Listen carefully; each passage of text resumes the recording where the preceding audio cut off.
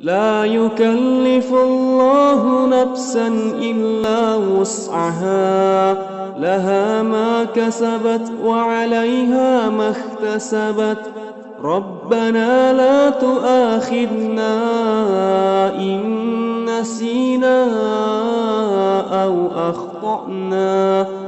ربنا ولا تحمل علينا إصرا كما حملته على الذين من قبلنا.